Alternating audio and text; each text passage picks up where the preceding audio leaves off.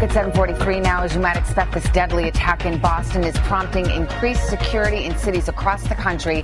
NBC's Tom Costello is on the National Mall in Washington, D.C. this morning with that story. Tom, good morning to you. Hi, Savannah. Good morning. This is Emancipation Day here in Washington. That means a parade down Pennsylvania Avenue. It will go on as planned. In London this weekend, they have a marathon planned. The next weekend, a marathon is planned in Oklahoma City. All of it with the threat of terrorism looming large.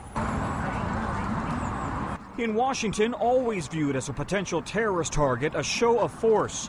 Heavily armed police and dog teams patrolling the subways, checking trash bins. In New York, the NYPD in Grand Central Station and Times Square.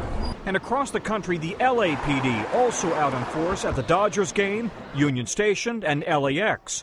But security experts warn ensuring 100% security at a public event like the Boston Marathon simply isn't realistic. If somebody wants to go out and kill people, they can.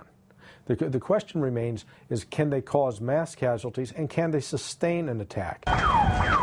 Oklahoma City, 1995, 168 dead, including 19 children. Timothy McVeigh was convicted and executed for planting the bomb.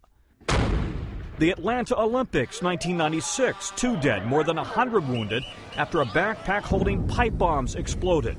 Domestic terrorist Eric Rudolph was arrested 7 years later.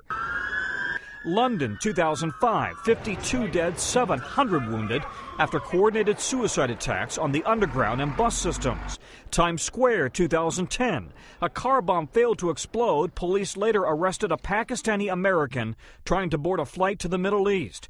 Dan Bongino's job when he was at the Secret Service, protect President Obama with 1.8 million people on the Washington Mall gathered for his first inauguration. You can't guarantee anything. All you do in the field of security is reduce the probability of an event like this to hopefully something so minuscule that if something does happen, your response element afterwards is enough to keep the casualties to a minimum. And if this turns out to be either domestic or international terrorism, it will remind people of the difficulty of the task that we have really been working against over the past 10 years.